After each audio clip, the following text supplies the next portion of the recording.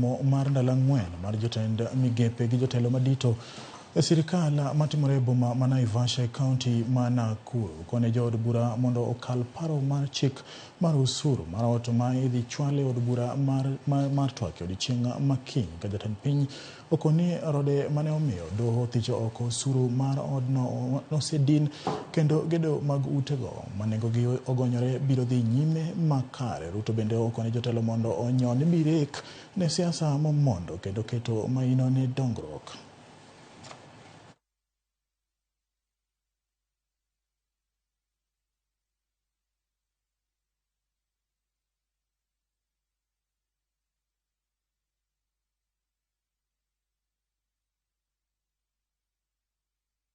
The last 1 year has seen us do very many things.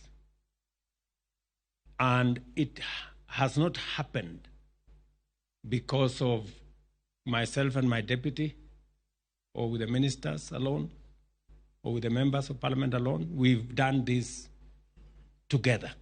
I want to remind you, friends, that we have a historic opportunity to change our country. I want to tell you from where I sit, we have a moment in history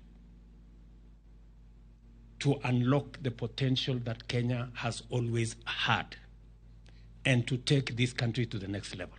I think Your Excellency will request a meeting with the leadership so that we agree on how to balance between ministers appearing in Parliament to answer questions and also be available to serve.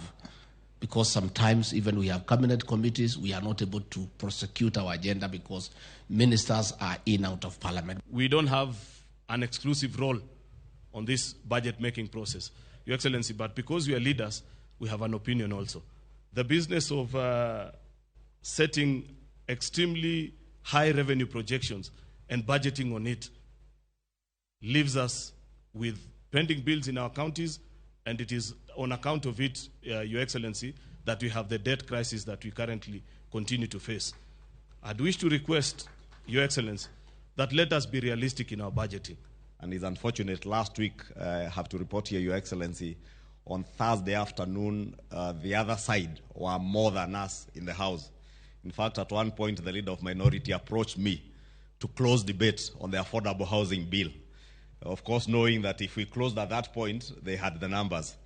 But we should be able to conclude that business tomorrow. Hopefully, on Wednesday afternoon, we get into third reading.